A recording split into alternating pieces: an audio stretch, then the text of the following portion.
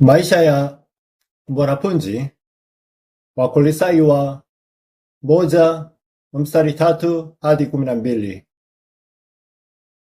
Utangulizi. Ni nini kilichoahidiwa zaidi katika Biblia?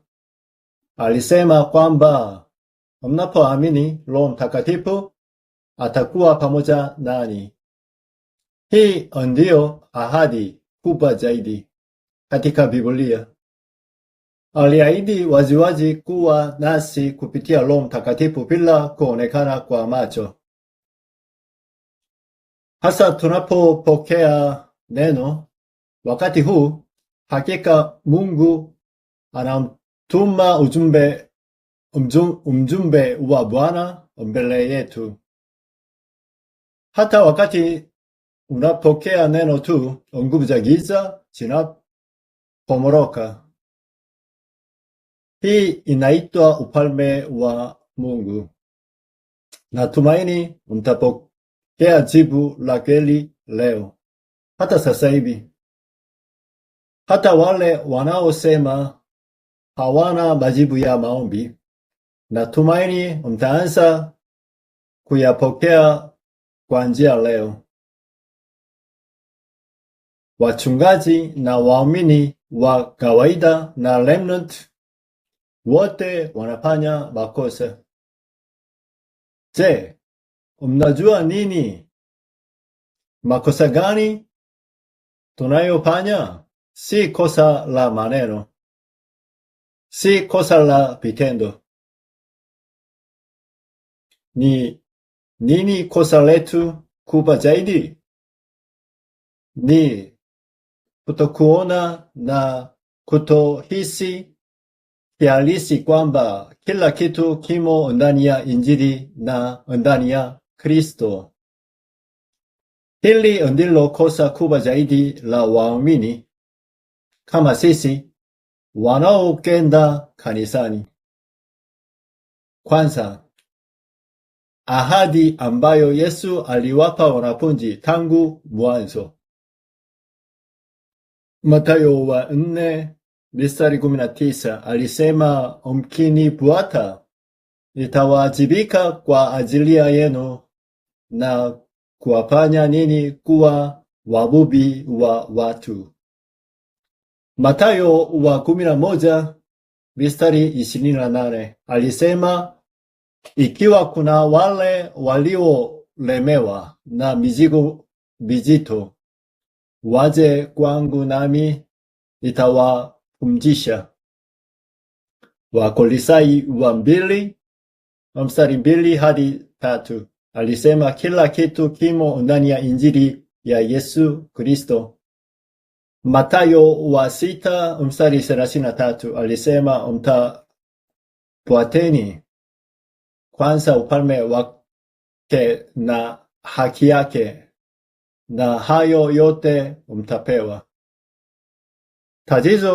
Tatizo halisi ni kwamba maneno ya Yesu, yani ahadi zake, hayaendani nasi. Leo lazima turejeshe maisha ya mwanafunzi wa Kristo. Tatizo au ugumu unapokuja na hata majibu yanapokuja, lazima uthibitishe kila wakati. Kwanza, ni nini macho ya mwanafunzi? Pili, ni nini njia ya mwanafunzi? Tatu, ni nini wakapu wa mwanafunzi?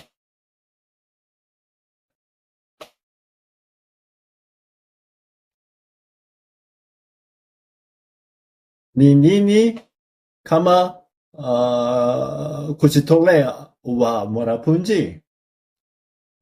Nilithibitisha hili kwa hakika.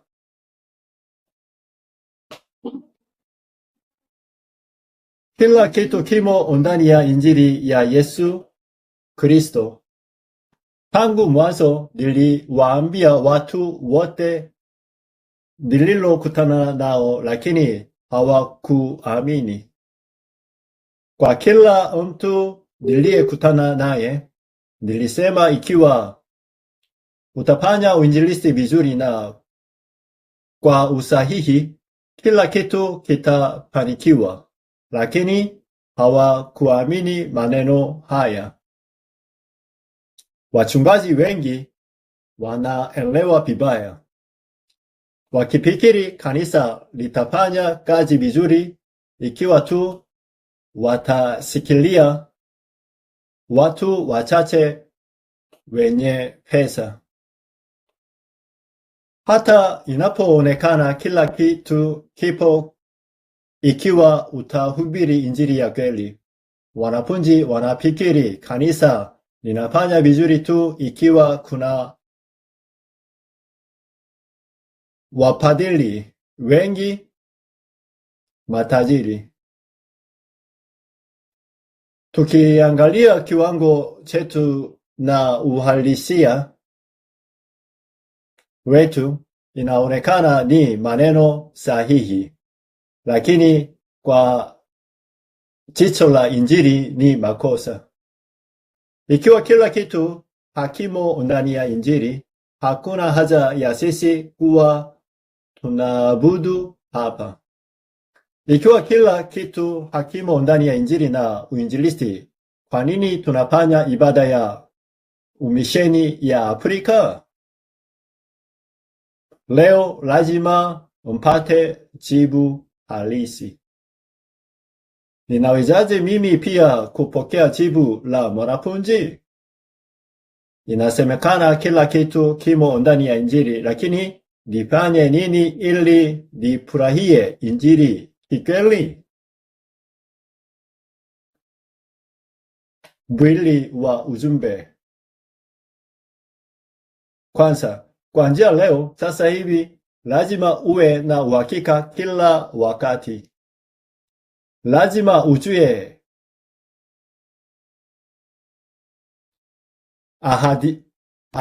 ahadi yako ni ipi?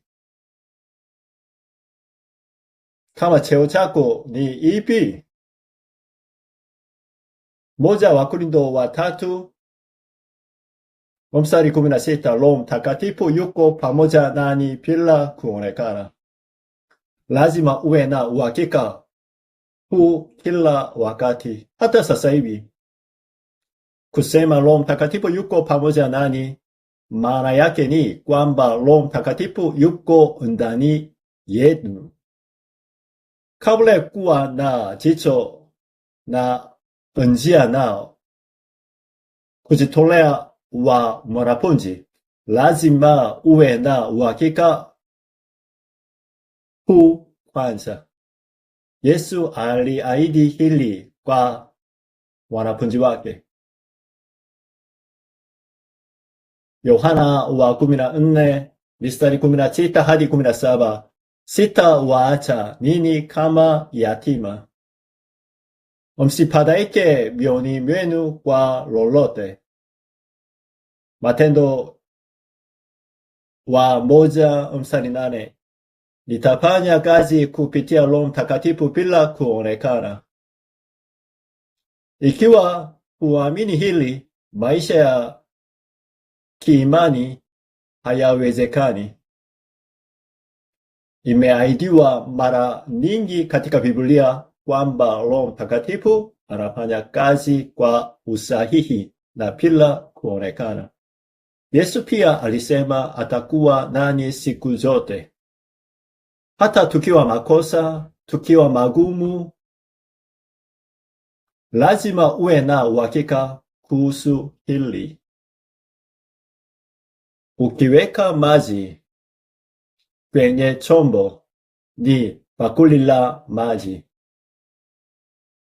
Wali ukiweka kwenye chombo, ni bakuli la wali. Kilichomo ndani ni muhimu. Unaonekana sawa na asiyeamini, lakini kwa kuwa Roho Mtakatifu yumo ndani yako, wewe ni hekalu la Mungu.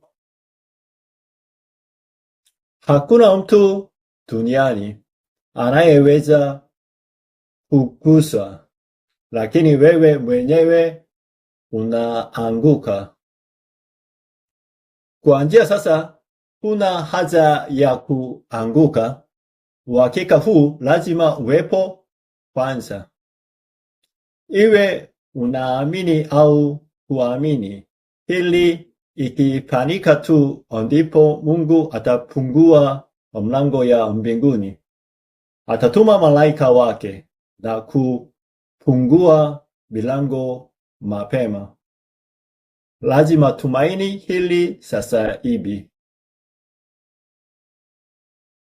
Tunapoamini sasa hivi, nguvu za shetani ambaye ni chanzo kikuu cha nguvu za giza zinafunga. Hata sasa hivi, natumaini mtaamini kila wakati.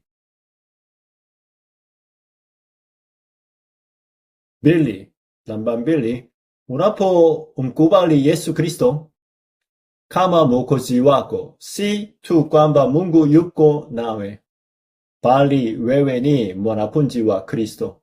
Jambo muhimu zaidi kwa mwanafunzi ni wakati matatizo yanapokuja. Tatizo au ugumu unapokuja, mtu anaonekana tofauti mara moja.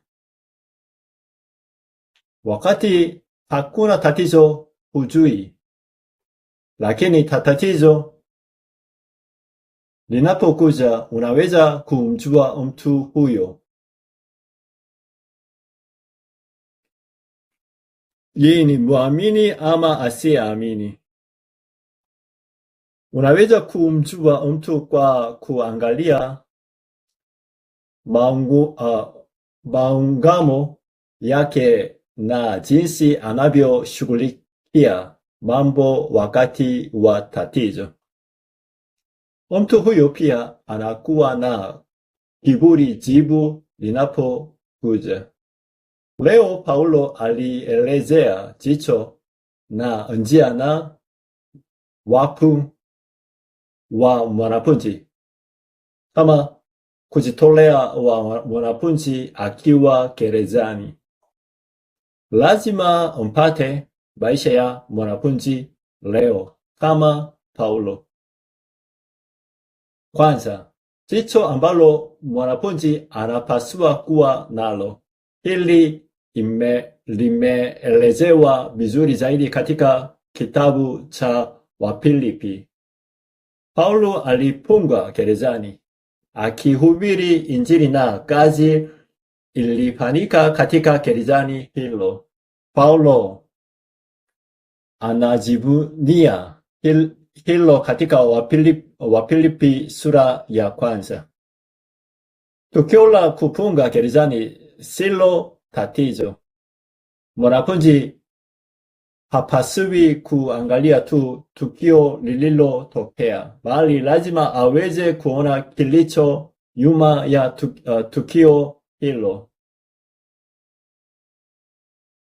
Hapo ndipo unaweza kupokea majibu ya maombi. Ikiwa unalalamika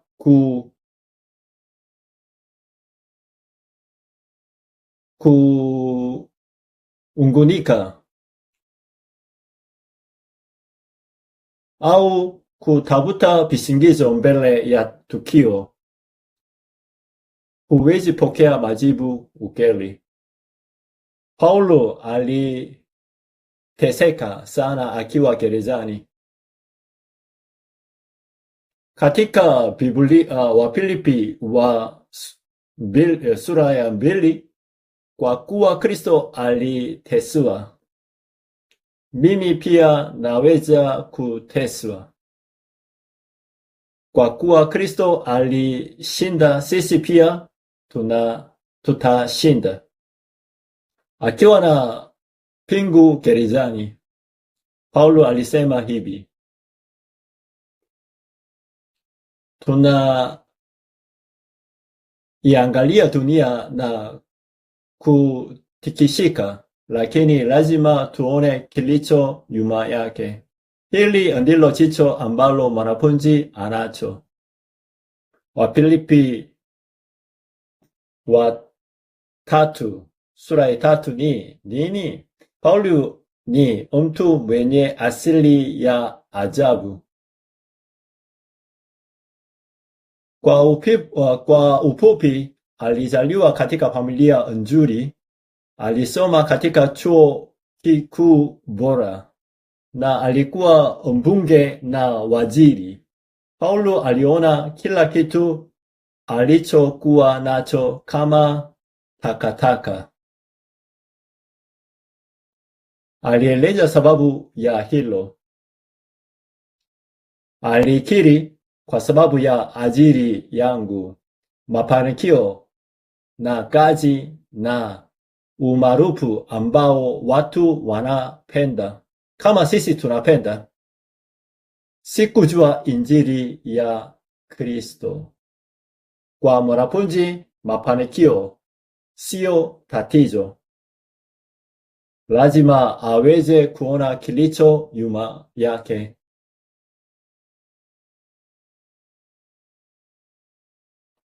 Hati kisiki na mafanikio yanapokuja au matatizo yanapokuja, lazima uwe na jicho la kuona kilicho nyuma yake ili upokee majibu ya maombi. Katika Wafilipi sura ya 4, sawa kuwa maskini, sawa kuwa tajiri, sawa kuwa na kitu au kutokuwa na kitu, na yaweza mambo yote katika yeye anitiaye nguvu. Mwanafunzi hatikisiki na mazingira na kuona kilicho nyuma yake. Baraka za kweli zimeandaliwa wakati tatizo linapokuja. Hakuna haja ya kuhangaika tatizo lolote. Ikiwa uko ndani ya Kristo, ndani ya yeye anitiaye nguvu. Hata kama nini yote hamwamini, Roho Mtakatifu yuko pamoja na yule aliyekombolewa na anayemwamini Yesu Kristo kikweli. Inamaanisha imani hii ni imani inayowaamini ukweli kwamba Roho Mtakatifu yuko pamoja na aliyekombolewa sasa hivi. Imani hii pekee ndiyo inayobadilisha dunia, inayobadilisha sisi, inayobadilisha nyumba yako, inayobadilisha nchi yenu. Kisha tatizo linapokuja, jicho linakuwa tofauti. Akiwa gerezani, alielezea njia ambayo mwanafunzi anapaswa kupita. Hicho ni kitabu cha Wakolosai. Katika Wakolosai sura ya 1 inasema, alituita kutoka gizani. Katika Wakolosai sura ya 2, maarifa yote, hekima na hazina zimefichwa. hazionekani wazi bali zimefichwa. Njia muhimu zinatoka katika Wakolosai. Katika Wakolosai sura ya 3, angalia mambo ya juu. Je, baraka zinatoka ardhini au zinashuka kutoka juu? Sisi tuliookolewa tunapoabudu baraka za kiti cha enzi cha Mungu, Utatu sasa zinashuka kama ufalme na kazi ya Mungu. Wakolosai sura ya 4 ni nini? mthamini mwanafunzi kuwa muhimu. Weka maisha yako kwa mwanafunzi. Katika darasa, uinjilisti lazima ufanyike vizuri. Uinjilisti sahihi lazima kwanza uimarishe maafisa. Ndio maana mwanafunzi ni muhimu sana. Hii ndio njia ya mwanafunzi. Mwanafunzi anapaswa kuona nini na kupitia katika njia gani? Ikiwa wewe ni mwanafunzi wa Kristo, wewe ni mtu muhimu zaidi na lazima ufurahie baraka hizi. Mwanafunzi anapaswa kujitoleaje?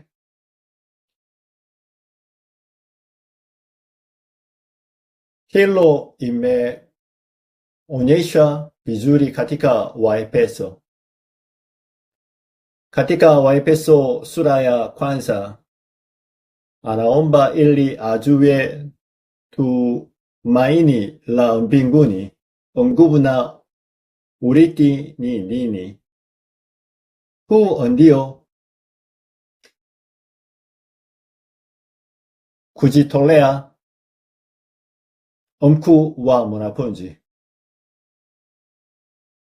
Katika Waefeso sura ya 2 alieleza sababu kamili kwa nini lazima tufanye uinjilisti. Anaeleza kwa njia pekee ya kubadilisha hatima ya zamani na sasa na ijayo ni kupitia injili ya Kristo pekee. Katika Waefeso wa sura ya 3 alieleza sababu kamili kwa nini lazima tufanye misheni. Ikiwa hamfanyi misheni, hakuna mustakabali kwa vizazi vyetu. Katika Waefeso sura ya 4 alieleza jinsi kanisa ilivyo muhimu. Katika Waefeso sura ya 5 na sura ya 6 lazima tushinde dunia na shetani. Ndipo tutakuwa na ushindi wa kweli. Mwanafunzi anajitolea kwa ajili ya hili. Wanafunzi hugundua hili kwanza. Je, umepata tatizo? Amini kwamba jibu kubwa limeandaliwa. Ikiwa uko ndani ya Injili, kila tatizo lina jibu. Tatizo linaweza kuja kwa sababu wewe ni upungufu. Hata sisi ni upungufu. Unaweza kufanya makosa. Hakuna kitu kama Mungu hatatusamehe kwa sababu tumefanya makosa. Mungu ana mpango muhimu kwa kila tatizo linalokujia. Mwanafunzi anatafuta mpango huo. Namba 3. Kila kitu kimo ndani ya Injili. Mwanafunzi wa Kristo lazima ajue mbinu ya kufurahia hili. Natumaini mtafurahia baraka ya kupokea majibu ya kweli kuanzia leo.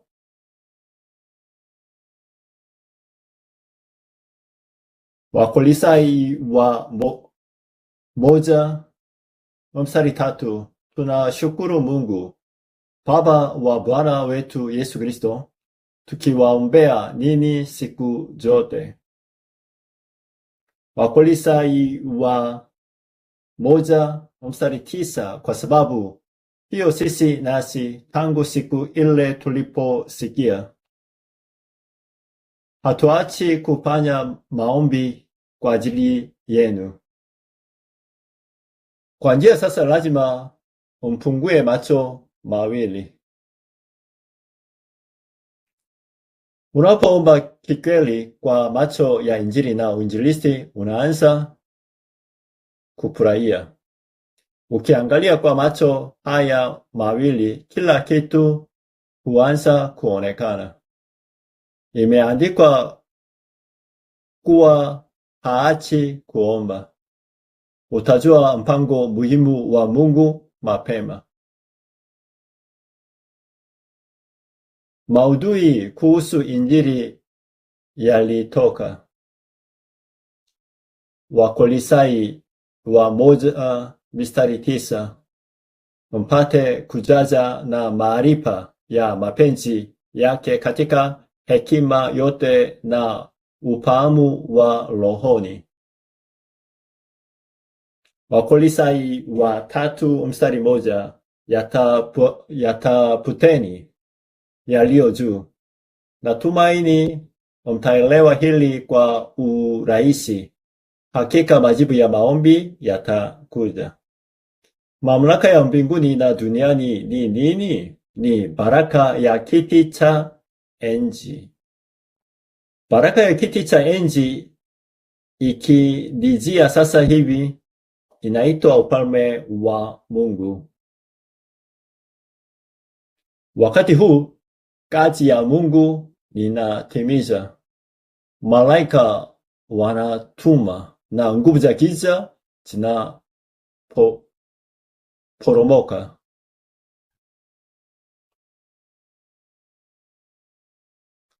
Hii inaitwa kazi ya Roho Mtakatifu, yani kazi ya Mungu. Ikiwa unamwamini na kumkubali Yesu Kristo kikweli sasa, baraka hii ya kiti cha enzi ndiyo jibu letu. Kumbuka, jaribu kuomba kila unapofanya ibada ya wakati wa maombi ya ratiba. Omba ili baraka ya kiti cha enzi cha Mungu Utatu injilie sasa hivi katika makanisa yote ya RBC na nyanza zote katika familia yetu.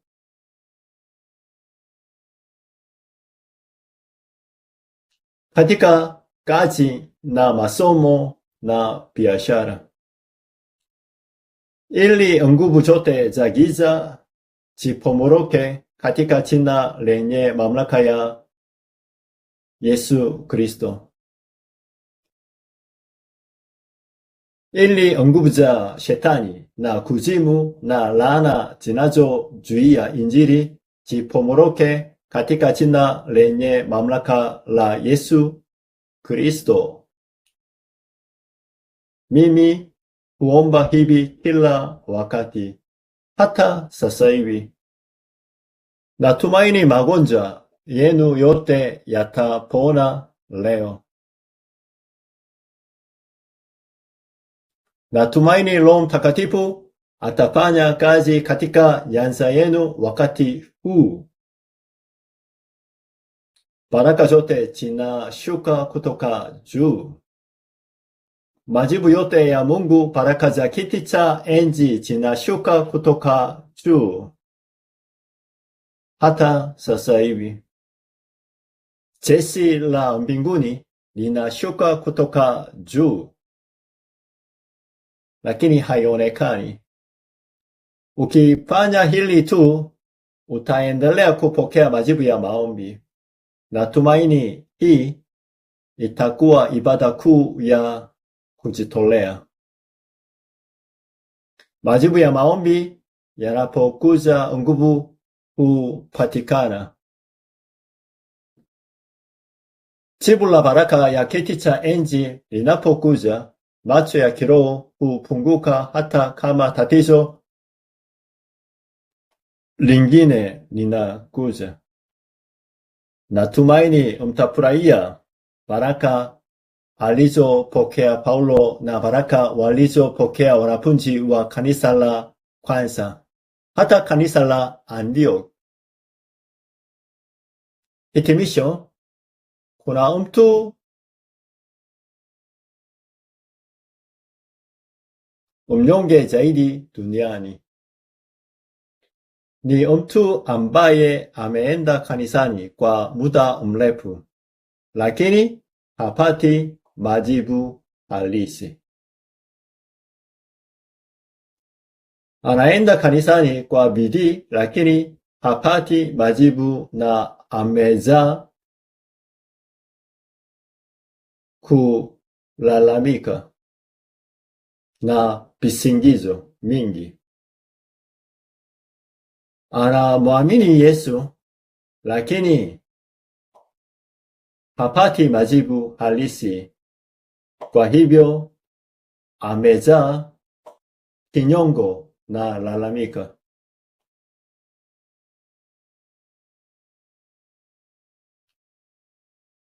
Anawadanganya wengine akisema ameokoka na kuzaliwa mara ya pili kama born again, lakini hakuna jibu ndani ya vilindi vya roho yake. Katika Biblia wale remnant 7, masalia 7, waliishi katika enzi ya majanga 7. Kama Yusufu, ukipokea jibu ambalo Mungu anatoa. Wakati unawaona kaka zako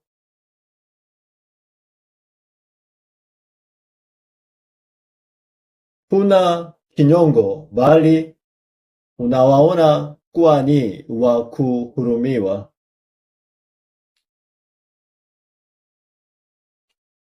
Ufalme wa Daudi anayepokea majibu ya kweli anamuona mfalme wa Sauli na kumuona kuwa na kuhurumiwa.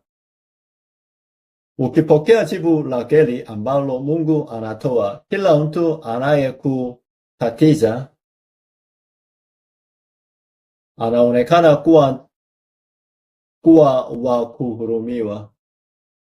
Ndio maana kuna ujumbe mkuu ambalo Paulo aliandika akiwa gerezani. Sisi hatutaki na hatupendi tukiwa gerezani. Lakini Paulo alitoa shukurani kuu katikati ya mateso makuu. Sababu ya shukurani yake ni jibu la maombi ambalo Mungu anatoa. Sikilia hili kwa urahisi kuanzia leo. Ikiwa wewe ni mwanafunzi wa Kristo, kwa hakika wewe ni mtu aliyebarikiwa zaidi duniani. Mungu anafanya kazi pamoja nasi na nyanza zetu bila kuonekana kupitia Roho Mtakatifu. Jaribu kufanya maombi ya ratiba peke yako kwa utulivu kwa miezi michache, kama siku 40. Kazi hii hutokea kila unapoomba.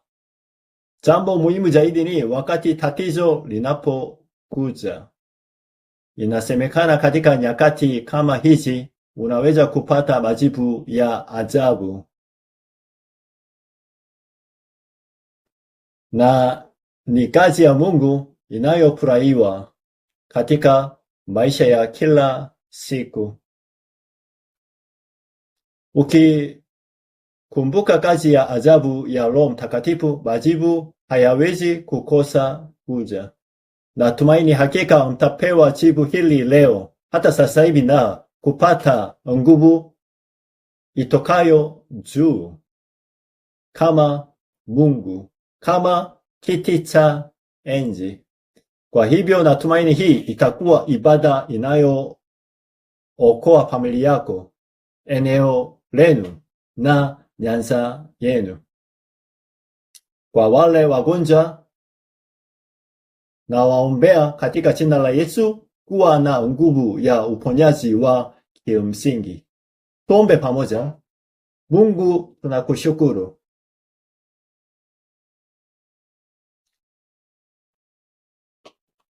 Tunampa Mungu utukufu aliyeruhusu ibada ya leo.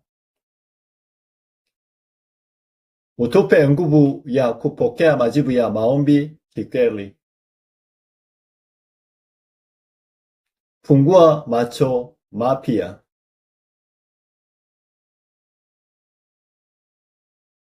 Kwa wenye matatizo, fungua macho yetu kuona baraka mpya ya Mungu. Tunaomba katika jina la Yesu Kristo.